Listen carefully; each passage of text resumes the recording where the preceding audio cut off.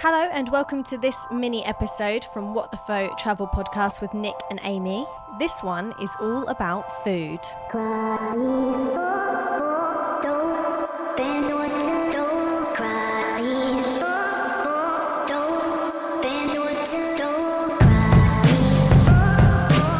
Welcome along to the show. Thanks for joining us. Now, as Amy said, we're talking about food. This is a very important topic when it comes to travelling. Now, in this episode, we are going to hear a lot from you guys. So we've got your food suggestions to read out. Then we're going to talk about my top 3 foods and countries for food. Then we're going to have more listener suggestions. Then we're going to have Nick's top 3. Then we're going to have more suggestions from you guys. Then we're going to talk about worst food places, because that's quite a big topic as well. Then we're going to have more suggestions from you guys. Then Nick and I are going to design our best 3-course meal at the end of the episode as well, depending on foods from around the world. And then we're going to finish with honourable mentions from around the world, foods that you just have to know about. So we've been thinking about doing an episode on this topic for a while, but we thought, is this really travel related? Are people going to like it? But yeah, judging by the response, it is something that everyone loves. It is indeed. Now, guys, just so we can update you of where we are, we have just arrived in northeast Brazil. We're in the state of Ceará, and I know we say this on our episodes since we've been traveling full time. But today, especially, we do apologise about the background noise. We've tried very hard to sort this out, but it's just not working. But it's very atmospheric, you know. We've got Brazilian people shouting outside, beeping, selling things. So hopefully, if you can hear it, just adds to the essence of the episode. And just before we started recording, there was music in the street as well. And we're like, oh my God, because the thing is, we have to record today, basically. We're running out of opportunities to do this. And we're sat in an Airbnb at the moment. And the city we're in is Fortaleza. But yeah, we can hear everything that's going on outside. We don't know how much this is coming through, hopefully not much, but bear with us, we are doing our best. This episode is sponsored by Storyteller, the travel accessories company that helps provide access to a quality education for individuals in less privileged areas of the world. So, Nick, why are we doing a food episode? Now, in my head, I keep going back and forth about what is my favourite part of travelling, because sometimes it actually is food. So it's a big topic to talk about, but I've come to a conclusion that my favourite part of travelling is the people. Really? Yeah, people make places for sure. You're going to say that on the food episode? No, okay. Well, being honest, people are the number one reason that I like to travel, but honestly, I think my second favourite thing about travel is trying food from all around the world. Well, what about you? What do you think? Yeah, I'd say the people is definitely my top. Oh, here we go. Yeah, but I'm just saying, you're the one that's always banging on about food. So, yeah, food is very, very, very close second. Exactly. So it makes sense to do an episode about food. Yeah, so as Nick said earlier, we asked for your suggestions on Instagram. So again, if you're not following us, then make sure you are, because especially these mini episodes, we do like to have your input. So if you want to get on the podcast, then follow us on Instagram, basically. So let's start with some suggestions. David Williams, who we met in Brazil, actually, the last time we were here last year, he said that feijoada in Brazil is the best food as far as he's concerned. And David Williams, you are correct. Episode over. Over, done. It is for sure the best food. Now, if you don't know what feijoada is, we need to sort that out right now, because it's the best food. And you already know that we're just going to bang on about how great Brazil is in this episode. Now, feijoada is a Brazilian or Portuguese stew. They both have it. It's black beans with pork and other meat and vegetables served with rice. Now, the rice is something special because they have different types of rice. You can get garlic rice and pork rice. Oh, both equally as good. Oh, God, they're so good. So, well, they're pretty self-explanatory. The garlic is cooked with an abundance of garlic. Like, think of something that's quite garlicky and triple it. It's that garlicky, but it's so good. And the pork rice is cooked in pork fat. And so it's very unhealthy, but really good. It is, and the whole thing with feijoada and Brazilian food in general is really underrated. It's so much flavour. Okay, there's a lot of meat as well. If you're a vegetarian, it's not the place for you, I guess. But the flavour and a feijoada, just a spoonful of the feijoada sauce, Oh my God. And I don't know why Brazilian food is not more popular around the world. I can only assume that people don't really know about it, because before we came to Brazil, we didn't know much about it, did we? No, I don't think we'd been to a Brazilian restaurant. No, the ones back in England are the ones where they serve it on a stick and they carve it off, but that's not really real Brazilian food, I don't think. Well, I think it is. It's just not that common here. The common way to eat here is by peso, which is like by weight. So it's a buffet, and then you take your plate, get it weighed, and that's how much you pay. Yeah, that's the traditional Brazilian way. But great way to start, David, because I think we agree with you. That is our favourite food anyway. Feijoada from Brazil. We'll move on to actually another Brazilian, but he's not mentioning Brazilian food here. Gustavo Parada, who we have stayed with twice in Brazil, so a good friend of ours. He said Portugal, for him, is the best food. In particular, pastel de Belém. Now, most people might know pastel de nata. Amy, care to explain? Yeah, so this is a custard tart, basically, and it's dusted with cinnamon on the top. Now, I'm definitely a savoury person. I'm not much of a sweet person, because I'm sweet enough. But oh my God, I fell in love with these things, and they're so addictive. You'll end up eating 2 a day on your trip, and yeah, you'll just be addicted. Yeah, when we were in Lisbon, I was averaging about 2 a day. It became a daily thing, like, time for another pastel de nata. So that's the most common name for them. But what Gustavo has said was pastel de Belém, and that's just because that means they're made in a part of Lisbon called Belém. So technically, if one of these pastels is made in Rio de Janeiro, for example, it should be called pastel de Rio de Janeiro. Is that right? Yes, very correct of you. I believe that is the rule. But yeah, like an egg custard tart, and they are delicious, but definitely a must when you go to Lisbon. Actually, anywhere in Portugal. Yeah, absolutely, because we travelled around and we went to Porto, and that was actually where our favourite one was. Yeah, I think that was our favourite one in Porto. Controversial. Pastel de Porto. Yeah, that's true. You're learning. Very How good. English did I sound there? Pastel de Porto. Can I just point out as well that Gustavo, who mentioned the pastel de Belém, he is Brazilian himself, like you said, Nick, but he chose Portugal because he didn't think he was allowed to choose his own country for food. So basically, that's another vote for Brazil. Next up, it's Charlie Keep, aka Pocket Trailblazer. Now, she said chicken parmigiana from Australia, which sounds Italian to me, Charlie. So I don't think it's originally from Australia. But apparently, this food is breaded chicken breast topped with tomato sauce and cheese. I mean, sounds good. Sounds very good. I like that sort of food. I think when it came to Australia, when we were there, we had kangaroo, didn't we, actually, in Australia? Ooh, yeah. Which, for Australian food, that's really good, and Australians are good at barbecue. I don't think I've had... Well, actually, I have had chicken breast with tomato sauce and cheese, maybe not in the form of parmigiana, but that was her favourite one in Australia. Nice one, Charlie. Now, Preston Podolsky, who we actually met in Oslo, he got in touch. Now, this might be a bit of a controversial one. He said Ireland's corned beef cabbage was the bomb. That does not sound like very nice. Well, Ireland is probably not the same as England, really. Ireland's probably not famous for its food, but I do like corned beef. But corned beef cabbage, it doesn't sound very appetising, does it? Did you understand the brief? I mean, we were asking for the best foods around the world. I mean, each their own. Everybody has different taste buds, so thanks for that. We also heard from Carlos. He said, I've only been in India for 2 days and the best food is here. Yeah. Can't argue with that. Yeah, no, I'm going to have to agree with you there, Carlos, because we love India, as you'll know if you've heard other episodes of this podcast. And the main reason why we first went there was because of the food. Yeah, and the thing is with Indian food, I love proper traditional Indian food, and I love the English twist on Indian food. So just any version of Indian food, I love. The thing that we didn't realise at first is when we went to India, it's pretty much all vegetarian. And bearing in mind a whole country almost is vegetarian, still, if you're a meat eater, it doesn't matter. The food is out of this world.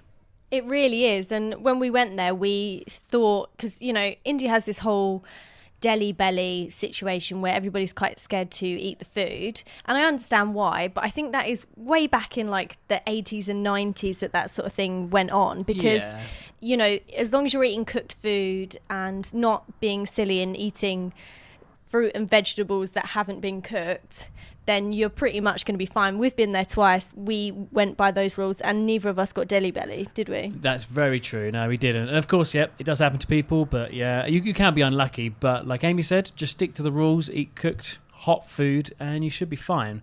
But yeah, India, we have to agree. It's up there with our favourites. So Martin got in touch and he said the Czech Republic for its soups. He said they have many types.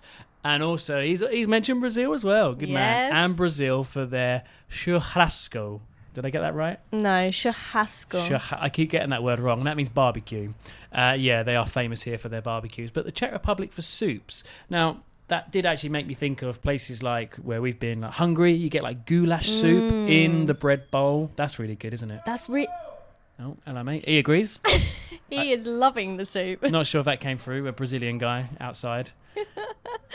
But yeah, there are some good soups in that part of Europe, aren't there? Yeah, and like I wouldn't call them what English people traditionally call a soup. I think they're a lot thicker than that. They're kind of more of a what we would call a stew, more of a thick gravy. Yeah, like a goulash. Potatoes and meat in it. It's like a full meal, isn't it? Oh, it's so good. If you haven't already realised, well, I think we definitely should have eaten directly before this. Yeah, so we're going to be hungry. Yeah, if you're listening while you're hungry, then we are sorry. But tonight I'm cooking naked burritos for dinner. That's not me cooking naked. That's naked, i.e. no wraps, because I'm gluten free. So you looked at me, you could see in my eyes. That's exactly what I thought. I was about to say that. There's a little twinkle there. Okay, moving on. Ashley Hogan said China is the best, but as a vegetarian, I'd struggle. However, their tofu is the best. Okay. So vegetarian and vegans, I've got a little tip for you. Tel Aviv in Israel is the best place for you guys. It's the most vegan and vegetarian friendly place on earth, as far as we're aware. And it's all delicious, isn't it? Very good food. Oh, really good. I mean, the Tel hummus Aviv. there is unbelievable. We'll be mentioning that later, I think. But Ashley, China, yep, I've actually heard mixed reviews about China. I've only had English Chinese food. No, you haven't. Well, I guess that's strictly true, but do you remember when we went to London with our friend Nikki? Yes. And we went into a traditional Chinese restaurant? Okay. Yeah, I remember us going. I don't remember what I had to eat. But okay. Yeah, okay. But Ashley did say tofu. I've got to say, I've never had a good bit of tofu. It's all about what spices and flavours you cook it in, because I think tofu itself is tasteless. Is that right? Yeah, I believe so, yeah. I think so. But hey, I'll be happy to be proved wrong, but I haven't had any good tofu so far. So there you go, Ashley. There's a little challenge for you there. You need to show us some good restaurants around London, Let us know. Yeah, how do you eat good tofu? But let's move on, because I'm looking forward to this part. Amy's going to give us her top 3 countries and talk about the food in those countries. Okay, so I'm going to start with Israel. This is in no particular order. These are just 3 that I love. So Israel, which I just mentioned, their hummus is out of this world. Yeah, I mean, it was incredible. We're never, ever... We've been spoilt now. We're never going to be able to find hummus as good as that ever again, are we? No, I think I'm going to have to learn how to make good hummus, because when we first arrived in Israel, there were lots of hummus cooking classes, and I joked to Nick thinking, why do you need a hummus cooking class? What's the difficult part of it? You boil some chickpeas, blend them up, and hey presto. But no, how wrong I was. Not that we've done the class, but you know, they put tahini in it, which is I believe like ground up sesame seed, oil, I think. Yeah. And powder, and they put that in it. But the place we went to was in a market in Tel Aviv, and it was an old synagogue turned restaurant, and it was such a cool place. And it was one of those places, very hipster, you know, you kind of go in, eat what you want and then leave. It's not a whole restaurant thing, you just grab and go. But they give you this bowl of hummus, and then they put the chickpeas in it, the really good olive oil, and then they put the fresh onion on top as well. Some chopped up raw onion. Yeah. They really decorate the plate, and then they give you this awesome bread to go with it, and it's just out of this world. The other parts of Israel that I love is shakshuka. So this is a tomato dish with eggs in it and garlic and onion. I think you can eat it for breakfast, lunch and dinner. Yeah, any meal I think is probably best for breakfast. But yeah, I'd have it any time of the day. And we also had some very good brunches in Tel Aviv as well. And the quantity was unbelievable, wasn't it? We couldn't believe this place we went to, for how we sound like such idiots, brunch. This place we went for brunch, but I think it was like, I don't know, £10, I think. And yeah, oh my God, they brought so much stuff. It was almost like a 2 or 3 course brunch, but all really, really high quality food. Tel Aviv in particular, in Israel, is a good place to go if you like your food. Now, my second country, if you haven't already guessed, is Brazil. So the good food, which we explained earlier, feijoada, the meat stew. They also have churrasco, which is the word that you find very difficult. Barbecue. Now, this isn't just like a barbecue we'd have in the UK. They really, really care about the meat that they're putting on the barbecue. And the ones that we've had with our host, Gustavo, he has this special barbecue where you put the meat on this stick and it rotates round this fire, and it just makes it just perfectly cooks it, doesn't it? That's when you know you've made it in life. Rotating meat, and you can see all like the fat dripping off it, and you got meats on top of each other, so the fat from the meat at the top is dripping onto the meat underneath it. It really is a vegetarian's nightmare. Yeah, we'll be honest, it is, but that's what they do in Brazil. But yeah, like you were saying, a barbecue back home, you might have a few burgers and sausages. They have, you don't call them sausages. They're very kind of posh sausages. Do you remember the name? Oh, linguiças, I think. Delicious. Linguiças. And the meat, the best one, what was it? Picanha, like just the best bit of steak. It's like Angus steak. Amazing, like easy to cut and to chew it. It's no effort at all. Just sometimes melts in the mouth. Sometimes steak is chewy. But yeah, I was in love with it. But it's a bit strange for us how it's just meat. Oh, and some garlic bread, really nice garlic bread. Oh, which God, is cooked guys. in the rotating oven. Can we just explain this garlic bread just quickly? So simple, but so great. So they put it on the stick as well, and it rotates round. And so the garlic fat is like dripping on, is at the top. So it's dripping on the other meat. And I just lost my mind. But yeah, meat, garlic bread, and that's it. Like they just chop all the meat up, chop the garlic bread up, and you have a drink and you just pick at it. But that's what they do. Where we would have meat as well as salad and maybe pasta and rice and other things. They're just all about the meat. But it was pretty good, wasn't it? I think sometimes they eat rice with it. The first time we did. But yeah, I know what you're saying. It is mainly meat. And the other thing I need to mention from Brazil is, and I want to say this in the Brazilian way, not in the Spanish way, dulce de leite. Anyway, in Spanish it's dulce de leche. It translates as sweet milk. But I don't really like dairy products that much. It's not milk, it's like a caramel. And it blows my mind every time I eat it. So this morning we made banana pancakes with strawberries. And we use this as kind of our sauce with it. Although it's not very saucy, it's not that liquidy, is it? It's quite thick. You can chew it.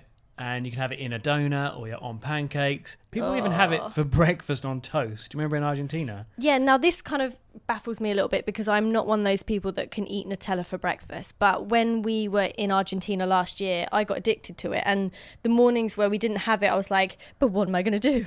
Where's my dulce de leche? Oh my God. So yeah, it weirdly goes really well in the mornings. And to finish off your Brazil chat, one of your favourite drinks in the world? For sure, my favourite alcoholic drink, a caipirinha. Now, if you don't know what this is, it's going to blow your mind. They're mad. Brazilians are fucking crazy. So you actually learnt how to make these properly, didn't you? Yeah, mate, I'm a pro. You got a pro lesson with Gustavo with making these. So it's a drink that consists of ice, lemon or lime, as we would call it, limão in Portuguese, sugar and cachaça. Now, you might be thinking, but where's the mixer, Amy? No Coke, no lemonade? No, there is none. It is just a full glass of alcohol, but like full-on spirit. So yeah, the spirit's called cachaça, and you can get loads of different types. And normally if you go somewhere like to buy a bottle of something and it's only like £1 or £2, you think, oh, that's the cheap, horrible stuff. But no, my friend, you can get good cachaça for like £1.20. Yeah, a big bottle, but you need it to be big because, like Amy said, it fills up the whole drink. So after maybe like 4 cocktails, the bottle's gone. But yeah, £1 or £2 for a full bottle of cachaça, and this stuff is strong. But because you mix like the juice from the lime and then you chuck a load of sugar in it, it tastes strong. You think, whoa, there's a lot of alcohol in there, but it also tastes really nice. Oh, it's so refreshing. Yeah, you can keep drinking them, but honestly, it takes 2, and not just you, anyone, Amy. It takes 2 caipirinhas and anyone is off their trolley, as we say in England. I'm gone. The first caipirinha I had, we shared it, didn't we? Yeah. I had half the glass and I was drunk. But they're fantastic. So tasty, refreshing on a hot day. And we love them. And you don't get hangover on them. Oh, yeah. I'm convinced it's because of all the lime juice, all the fruit in there, that it prevents a hangover. Also, me and Gustavo were talking. We've got a theory. Because Brazil's so hot and sweaty, throughout the night you sweat out all the alcohol. But we've been in Brazil for a couple of weeks now as we record this. And actually, I'm surprised how much you've drunk. It has been Christmas and New Year's, but we've drunk a lot. I haven't been hungover once in Brazil, and I put that down to sweat and the lime juice. It's so true. I've had the same thing, so there's obviously something going on. Right, you're next in your top 3 countries? Actually, unless Gustavo, like in the night, was hydrating us with some like injections or something, just so we think Brazil was a really good country. You will love Brazil. You don't get hangovers here. It doesn't give you a hangover. It's the best country ever. Right, let's go to more listener suggestions. Well, you haven't mentioned your 3rd favourite country. We know what it is. Sorry. We know what it is. India. Yeah, of course. I mean, the curries, the sauces, the veggie side of it all, the rice, the breads. Oh my God, Yeah. How could you not love it? And the one thing that annoys me with Indian food is when people haven't tried it and they go, oh, I don't like spicy food. It's not spicy. It doesn't have to be. Yeah, that's like half of it. That's just a ridiculous thing to say. Like, you don't need it to be spicy, but it has spices in it. That doesn't mean it's spicy. Know your food. So Whoa. getting on my high horse here. I'm not even a chef. But no, honestly, if you haven't tried it already, there's so many different types of curry as well. You can get, if you go down to the south, you get more coconut curries. So obviously coconut isn't spicy. And even if it has a little bit of spice in it, the coconut will calm that down. So yeah, I would definitely recommend everyone to try Indian food. And they're quite good on yogurts over there, and that calms it down a lot. Calms down your stomach. Yeah, lassis, which I'm sure you'll explain later. I will get to lassis. That's true. Okay, yeah. So that's Amy's top 3. Israel, Brazil, India. Good 3 there.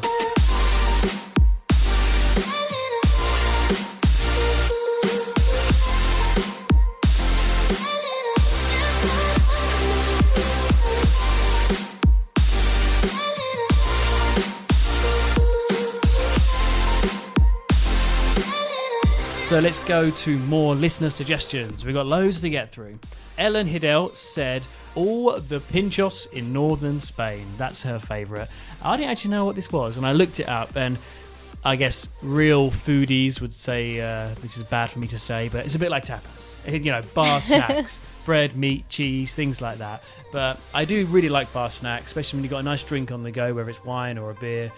It goes very well with little snacky food. Especially meats and cheeses. Oh, yeah, you're right. The best, for sure. Corey Liddell said Mexico, no doubt, but Morocco is a close second. Okay, so Mexico. We actually haven't been to Mexico. We have had some proper... I've been to Mexico, Okay, Nick, so... yeah, okay. But you want to talk about food you had in Mexico? I could talk about food in Mexico. But when you went, I think you were 13, weren't you? And as most 13-year-olds, you're a bit scared of trying new food. So all you ate was apples the whole time you were there. I also had other foods. Other fruits. Had a banana. Actually, you don't even like bananas, do you? No. Right. No, but what I was going to say was we haven't been to Mexico. Oh, okay. You've been to Mexico. I haven't. We haven't really tried the food there. But one of your good friends is Mexican. And at her wedding, there was proper Mexican food. Not like the Tex-Mex stuff that we're used to.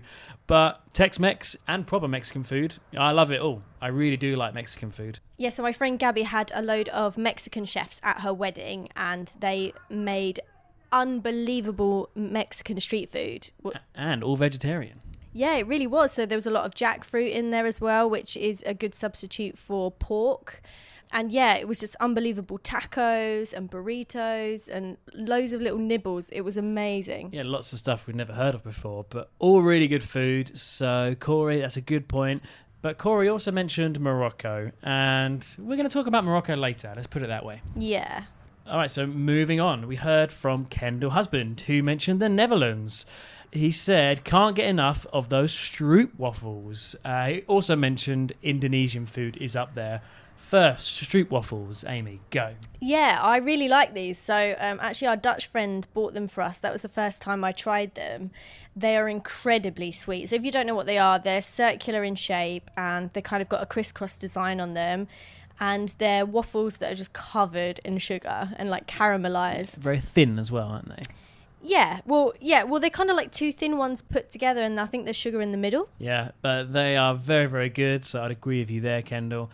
But Indonesian food, I remember Indonesian food being all right when we went, but it was quite a long time ago. And to be honest, I don't remember much, but this is bad. The one time I do remember we had a really good meal in Indonesia. We just really craved like a burger, and we found this really good place for a burger. So that's not saying much about Indonesian food, but I think it generally is good food, isn't it? Yeah, out of the Asian countries, I'm not sure it like stands out because, you know, Thai cuisine really stands out, but I think it was good enough. I do love a curry and I love rice and things like that, so yeah, it's good food for me. Right on. Robbie Coulter is up next. He said Indonesia also unique and delicious, and most of it is vegan friendly. Oh, there you go, we've learnt something. Vegan friendly. Didn't know that, but another shout out there to Indonesia. And finally, for this section of the show, Chris said Bilbao in Spain, and it's another mention for pinchos, aka tapas. Very nice. But I must admit, picky little Spanish food, the meats and the cheeses, like you said earlier, Amy, is fantastic. You can't go too wrong with Spanish meats and cheeses. No, you can't. Right, so next is Nick's top 3. So we've been through mine. I said Brazil, India, and Israel. Who are you going to say? Okay, my number 1 is Brazil, broken record. We've spoke about it a lot, so I'm just going to move on to the next one. India, also a broken record, but I do want to give a good shout out to lassis, and in particular, a mango lassi. It's like a sort of yogurt milkshake drink thing, and it's so tasty and creamy and really nice and perfect to settle your stomach after a spicy curry, although, like we said, they're not all spicy. And I'd also like to give a shout out to chana masala, which is chickpeas. Oh, yeah. So we've already mentioned chickpeas with hummus. I couldn't remember the name then. Yeah, that's right. But chana masala, like chickpeas with spices, very delicious. Whoa, she agrees. She loves chickpeas. And finally, one of my favourite things in India is vegetable pakoras. Not a very big thing in England. We tend to have onion bhajis, so they're a bit like onion bhajis, but mixed vegetables, deep fried in a kind of chickpea batter, I think. Oh, then talk about good bar snacks with a drink. They are perfect. Vegetable pakoras. Very nice. Can I just interject there? Please. And just explain that when you're talking about like UK curries or English curries, if you haven't been to the UK, then you might not know that our biggest cuisine in our country is Indian food. You will find endless Indian, Bangladeshi, Nepalese restaurants everywhere. This is true. We love it, don't we? Yeah, so when you talk about like English curries, that's what you're referring to. It's funny that the national favourite dish isn't even from our country. Although we do have chicken tikka masala, which actually was invented in Birmingham, I think. Birmingham or Glasgow, one of those two. Yeah, so everyone thinks it's an Indian curry, but it's actually English food. Yeah. The third one in my top 3, this was tough because I like food all over the place, to be honest, but I was very impressed with Portugal. In particular, there's a sandwich which is famous in Porto called francesinha. Francesinha. Which means little French girl. Oh, well done. You remembered. There's nothing little about this. It's the most epic sandwich I've ever had in my life. It's like 3 layers of bread, I think. 5 different meats inside it. This like spicy sauce, it's like drenched in, which also has a bit of wine in the sauce. Well, I could taste wine anyway. Then the sandwich is covered in cheese, which is on the outside, covered in melted cheese. And then there's a fried egg on top. It's ridiculous. It is as ridiculous as it sounds, but very tasty. And we shared one for lunch, and we weren't hungry for the rest of the day. No, we didn't eat dinner. It's crazy. So that's really good. So Francesinha, try to get that when you're in Porto. And we mentioned pastel de natas, the little egg custard tarts. I had them on the daily. I was loving them. Meats and cheeses. We spoke about kind of Spanish and Portuguese, like Iberian ham and cheese is always very good. And bacalhau, which is codfish, but like codfish cakes in Portugal. I was in love with these. So tasty. So that's another good one, bacalhau, when you're in Portugal. Yeah, and I don't actually like fish, but I really like these bacalhau cakes. They're really good, so I'd recommend getting them. Great, we've done our top 3. Let's rattle through some more listener suggestions. Now, you know this one's going to be good because it's from Ryan Sanim. the legend that is Ryan Sanim. And before we read this, can I just say, I'm sure you'll be listening, Ryan, long-term listener to the show. We have a bit of a running joke. It's not a bad thing. We think you're a legend, but whenever we go somewhere in the world and we say, we need tips of this, can someone help us with that? Ryan always pops up. He's either been there, lived there. He's like a man of the world. And we're thinking, like, how old is this guy? Because he's lived in so many places around the world. So you're a bit of a legend, Ryan, but you know his suggestion's going to be good. So take it away, Amy. Wait, can I just say, when we do joke about things, if we go to a new country, we always say, like, I bet Ryan's lived here for 20 years. Yeah, when I was there 20 years ago, but thinking, I think you're our age. How old are you? So Ryan Sanim said Zambia. Okay. Of course he did.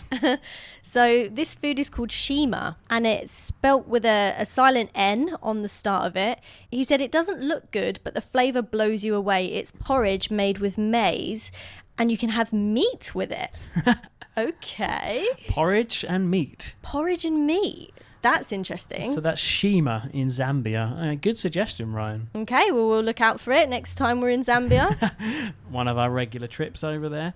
Okay, next we heard from the Global Snowbirds on Instagram. They said Vietnam for pho soup or pho. Pho, yeah. I would love to agree with you, but we've never been to Vietnam, and we are named after that dish. So which is appalling. We've had pho before in England, and it is in a shopping centre in England. How cultural, yeah. And I can say from that, it is a very, it's one of them soups which is like a full meal. There's loads of noodles and stuff in there, and it's delicious. And they also said in Vietnam, coconut coffee. I have heard a lot about coffee in Vietnam. Apparently, it's the best place for it. See, I don't drink coffee, but coconut coffee sounds very good. I would definitely try that. Next up is Wandering Lucy. She said Mexico, so Mexico's got another point.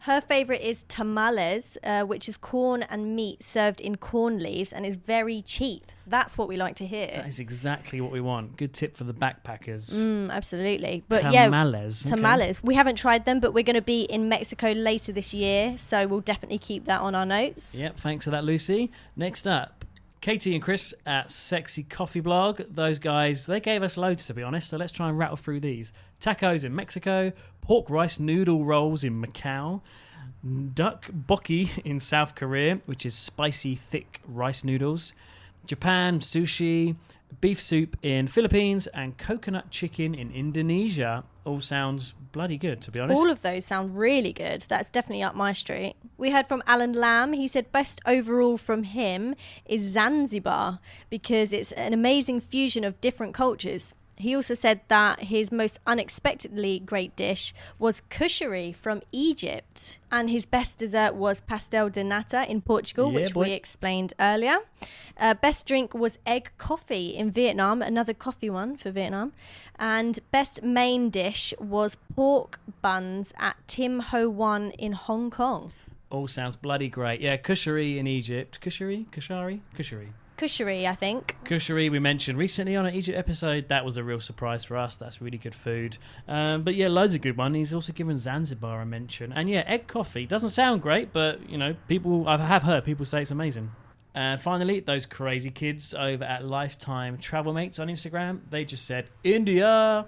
We've already explained, but we agree. So let's move on. This is going to be interesting. I think it's definitely worth a mention. It's important. So the worst countries that we have experienced food, maybe there were high expectations and we were disappointed, or maybe it was just rubbish. So Amy, take it away. Yeah, so this is all from our personal point of view. Obviously, everybody has different taste buds. And so don't hate us, basically. Yeah, and if you're from these countries, we're very sorry. But we like you for listening. Thank you. It's just the food. We love everything else about you and your country. Right, so for me, I'm going to say Egypt. Yeah, apart from kushari. Kushari was really good. I feel like we should just explain what kushari is. So kushari in Egypt is made of rice, macaroni and lentils mixed together, topped with spiced tomato sauce and garlic vinegar, and garnished with chickpeas and crispy fried onions. Yeah, we talked about it on our last episode, but it really is just good comfort food. I don't think it's particularly traditional in Egypt. It's because it's the unofficial national dish, and it is very good. But the rest of Egyptian food, we both weren't really that keen, were we? No, and I feel a bit bad putting this on my bad list, on my naughty list, because I guess it was just the places we were eating. Because we were on a tour, we were in a lot of hotel restaurants. But then even when we were looking around and trying to find street food and stuff, it just wasn't really there. And it wasn't that strong. So I'm going to put Egypt on my naughty list. And okay, now this is very controversial. This is very controversial. I'm going to say France. What? Well, I thought it at first, okay, when we was writing this list out, I thought France, because I was talking with one of my friends about it, and we were saying how French food's just quite pretentious. It gets a lot of hype, doesn't it? Gets a lot of hype, which I don't think it really deserves, and that kind of annoys me a little bit. But then I thought about not just the posh restaurants, because, I love a posh restaurant, love a Michelin star restaurant. It's not the pretentiousness of it. It's just the whole, I'm going to put a tiny little pea on your plate and call it art. No, it's not food, and I'm not going to pay 50 quid for a pea. Best line of the episode. That's basically what it is. But when you think of the other side of French cuisine, so French bakeries, croissants, cheese. I mean, cheese is life. So I'm not sure I can actually put France on there. But it's a good point. I actually agree. I think it gets more hype than it deserves, because when people think best food in the world, some people just automatically think, oh, the time I was in France, we had the best food ever. And I just think, really? The best food in the world? But no, it has to be up there. Yeah, so it's unfair for it to be a worst one. Yeah, and the third one on my list and the final one is Iceland. And I say that because they are shit. no, I'm joking. Like, they don't actually have a culture or like a food culture, and the only thing that they're kind of known for is fermented shark, which quite frankly is disgusting. Yeah, we haven't. It's supposed to be the most foul tasting thing ever. We watched videos of people on YouTube trying to eat it, and they were even putting it close to their face where they could smell it. They were throwing up. But when you say about the culture, that's actual Icelandic people have told us. One girl who was working in the hostel where we stayed in Reykjavik, she actually said there is no such thing as Icelandic food. It's all like a bit Norwegian or a bit British or a bit, mixture of different things. So that's straight from the horse's mouth. Yeah, and just that mixture, I'm not really keen on, like, kind of that area of the world's food. That's just me. That's my taste buds. Yeah, and plus a cold country, they haven't got the climate to grow nice food, so they have to make do with what they've got. But I think it's fair enough saying Iceland. I think I'd agree with that. But for me, this is also going to be a controversial one. I'm going to go with Turkey, and people will be spitting out their pastel de natas right now as I say that, because we've actually, I think it was just because of the hype, we've heard that the best food in the world is in Turkey, and we were looking forward to that. Everyone kept banging on about it, didn't we've they? heard from a few people, best food in the world, and all we could find, okay, actually, the breakfast is good, I'm going to get to that in a second, but all we could find for lunch and dinner was greasy meat, just like doner kebab. They're like, oh, do you want doner kebab with rice, or doner meat with bread, doner meat with chips? And we're like, is there not anything else? So for lunch and dinner, I thought Turkey was very disappointing, but Turkish breakfast was actually fantastic, and I didn't even know they were good for breakfast, but it's like this massive selection of breads, meats and cheeses and cucumber and tomato and Turkish tea.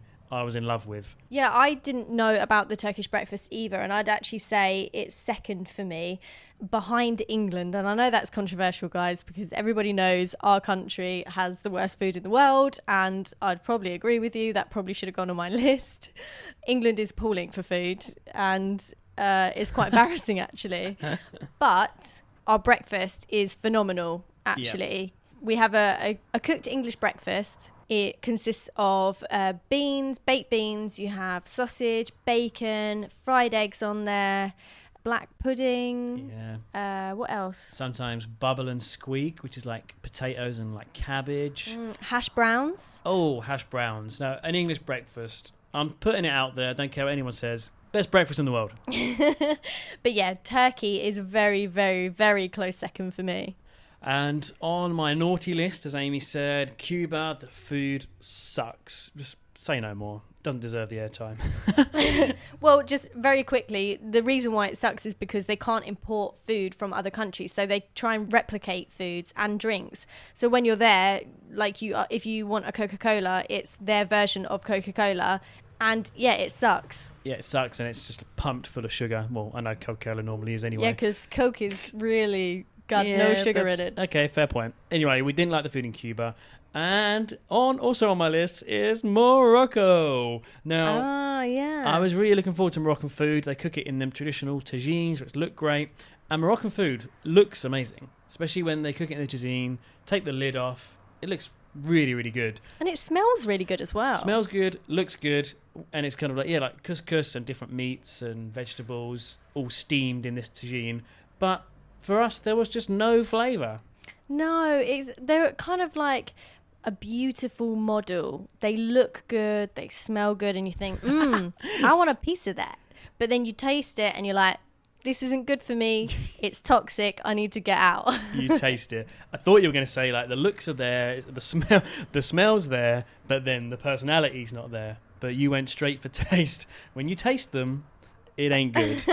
Oh, okay. I kind of meant taste as in the personality. I don't know what you're thinking about there, Nick, but that's what I was going for. Move on. Okay, so that's our worst food. So I had Turkey, Cuba, Morocco, and you had Egypt, France, and Iceland. Okay. But actually, I'm going to replace France with England. Oh, yeah? Yeah. Okay, fair enough. So we're going to have a few more listener suggestions, and then we're going to be designing our 3-course meal, so make sure you stay tuned for that.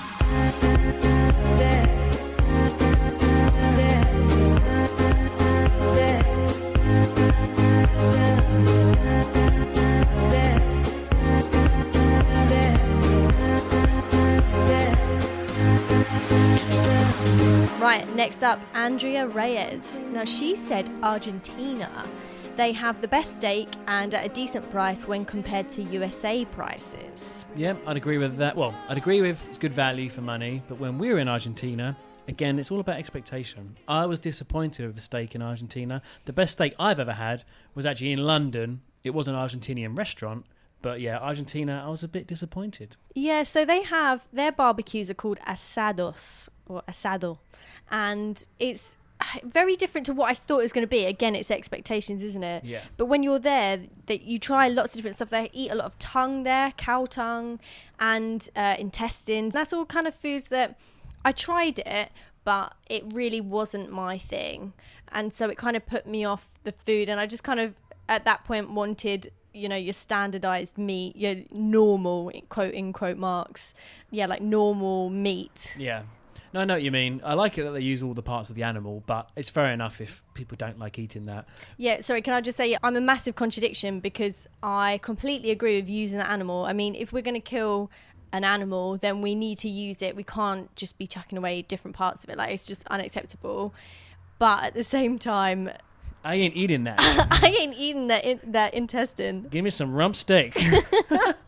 Mm-hmm. Next up, we heard from Heather, who we actually backpacked around Nepal with, and India. Yeah, and that was 2013, I think. And so this is very appropriate. She said momo dumplings, which we had a lot of in Nepal, which we love. And they're so good because you can either have them fried, deep fried, or you can have them boiled. Deep fried tastes better, doesn't it? Yeah, I think so. But, you know, I think boiled really is a good competitor. Okay, I'm all about the fried. But inside them, you can get different fillings. So you can have a veggie one, a meat one, and I feel like there's another option. Is it cheese?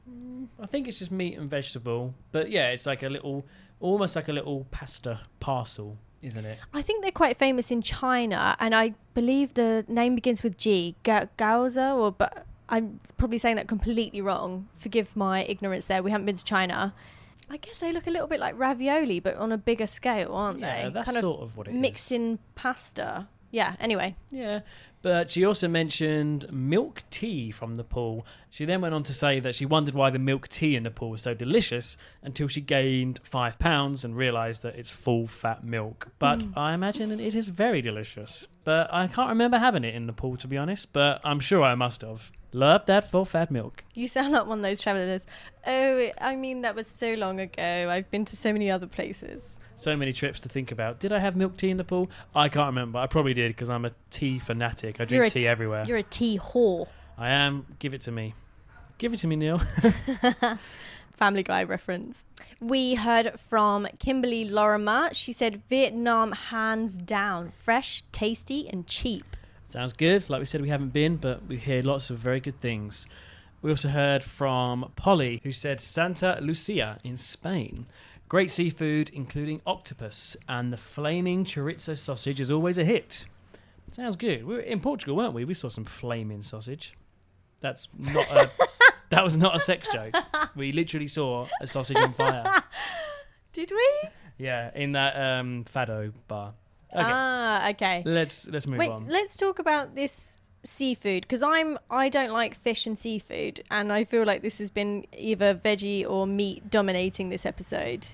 So where have you had your best seafood around the world? Good question. I think I actually would say Portugal. Them codfish cakes, I loved them. Yeah, they're big on their seafood, aren't they, in Portugal? Really? Yeah.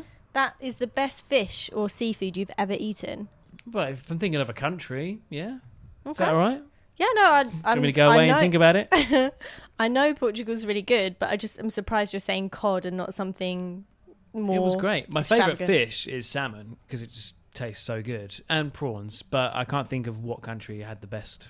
You know, you can get good salmon and prawns anywhere, really. Scotland is very good for salmon. That's where most of it comes from in England. Yeah.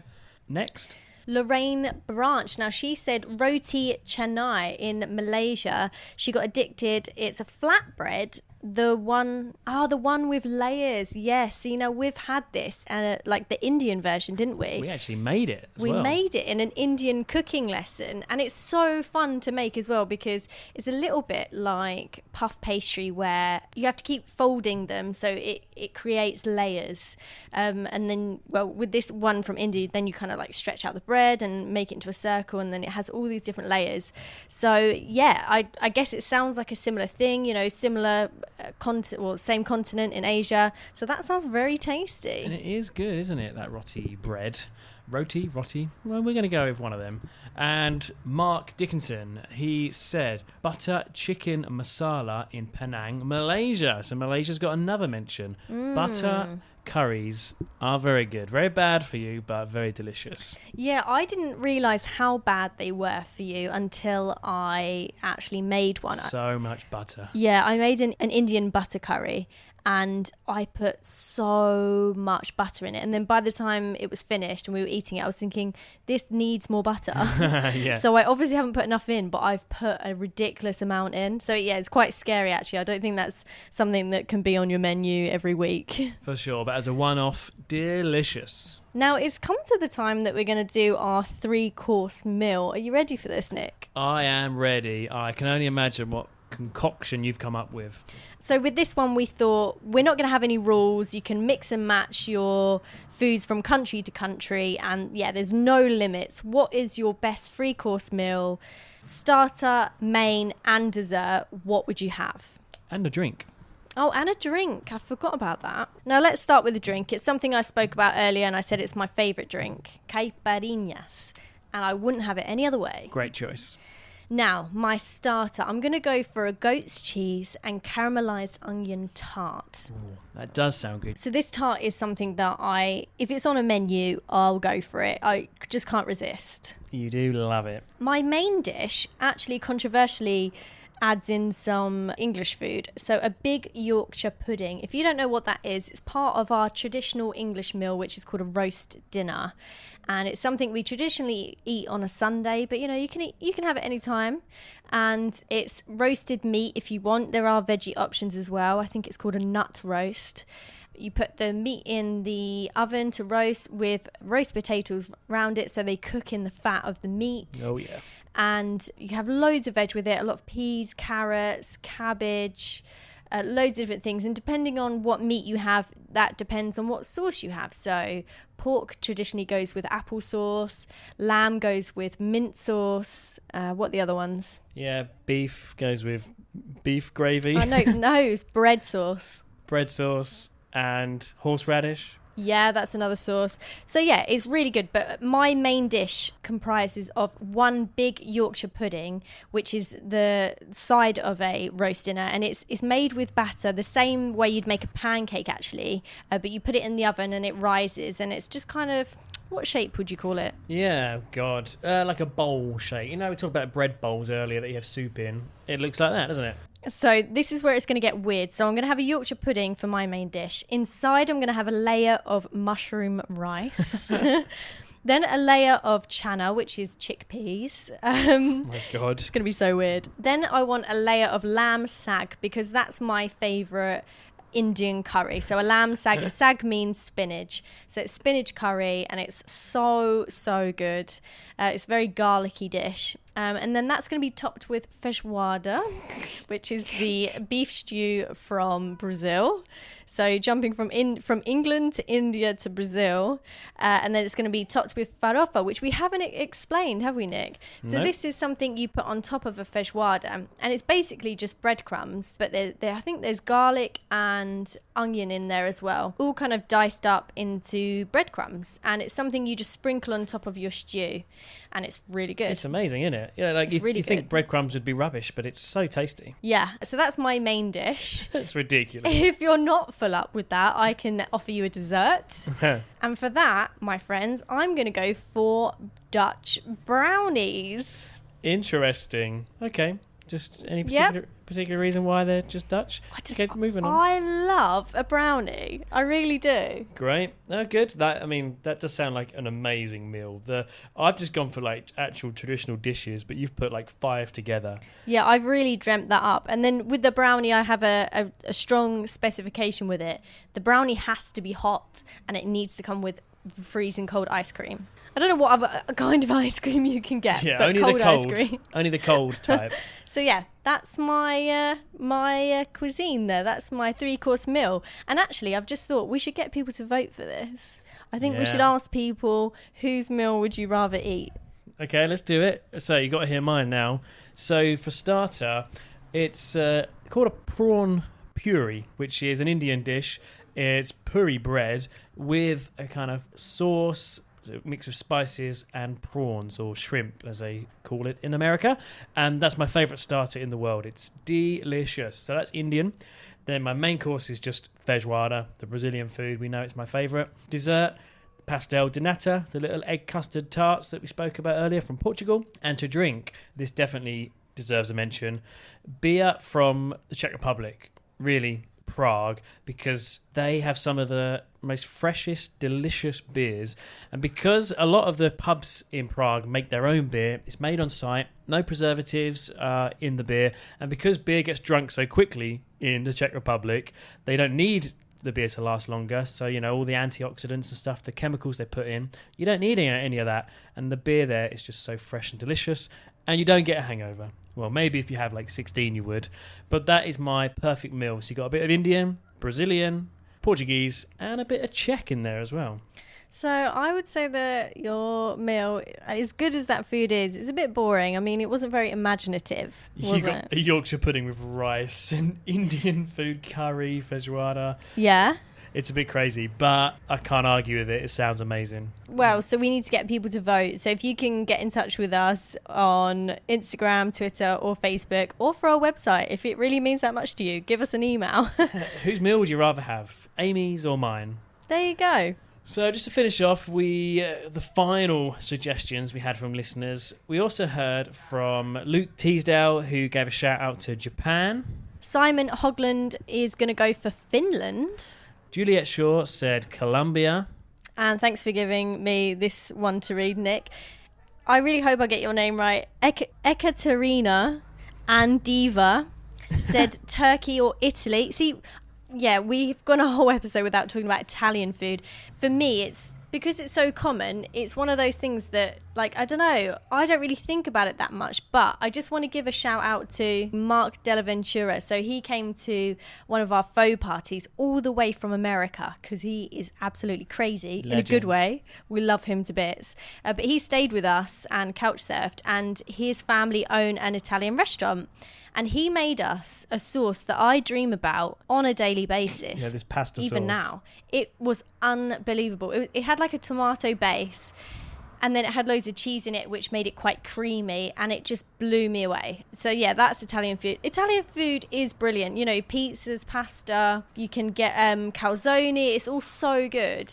But it's just not very high up on my list. Yeah, but I know what you mean. It goes without saying, Italian food is everywhere, arguably the most famous in the world, and sometimes there's nothing better than a bit of pizza.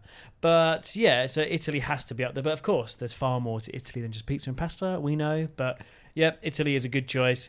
And George Haley said Thailand best, China worst. Okay.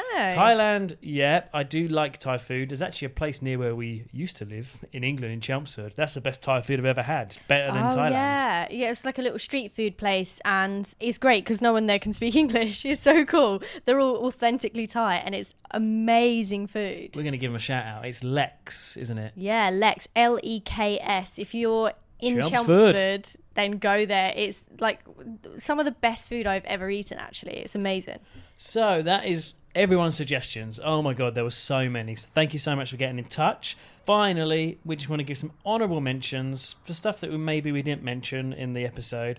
I actually want to give the USA a shout out.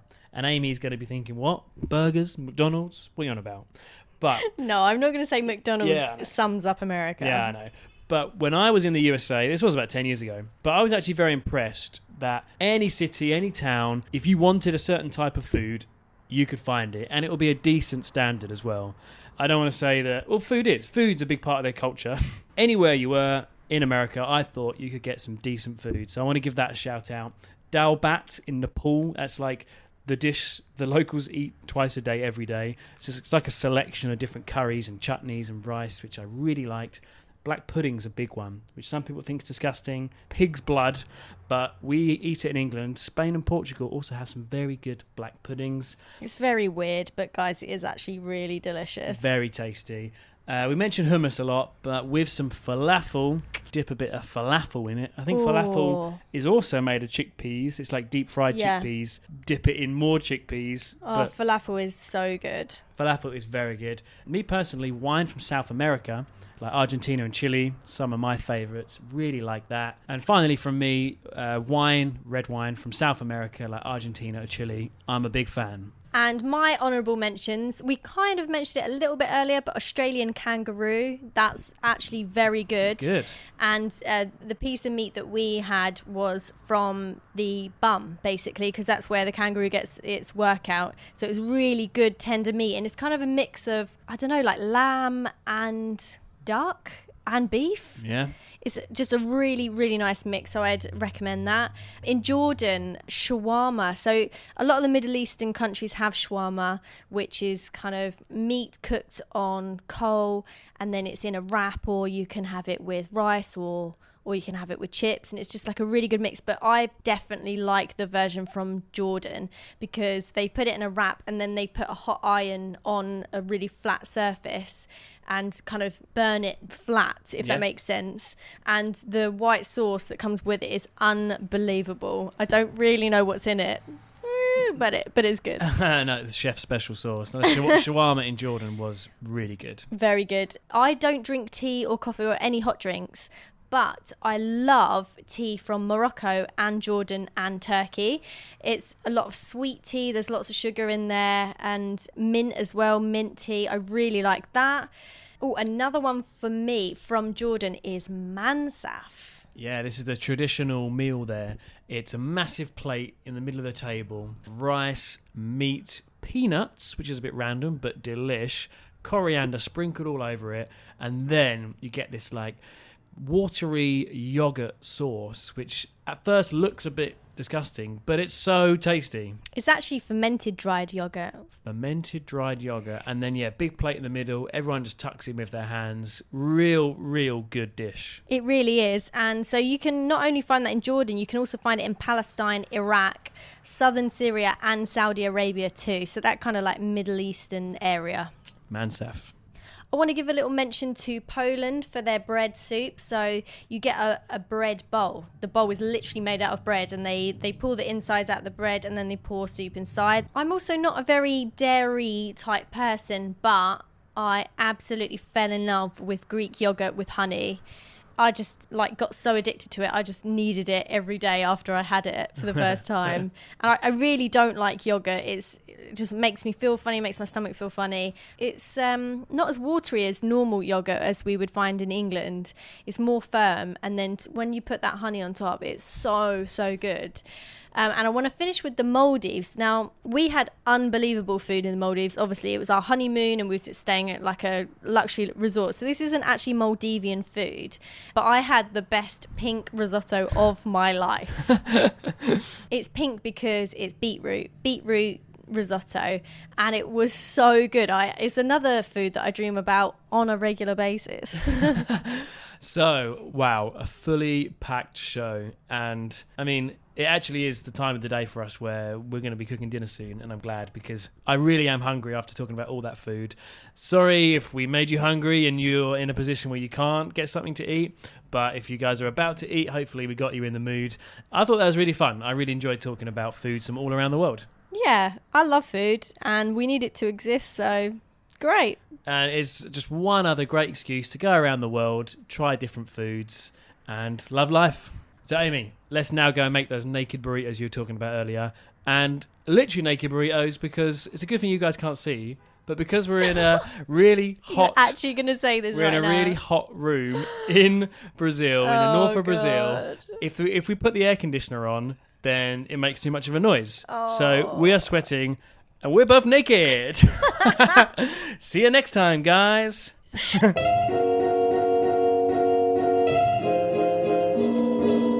Don't forget, you can get in touch with the show. You can email us at whatthefauxpodcast@gmail.com. We are also on all the social medias, Facebook, Instagram and Twitter. And we are also on Patreon. For more information on all those things, you can go to our website at www.whatthefauxtravelpodcast.com.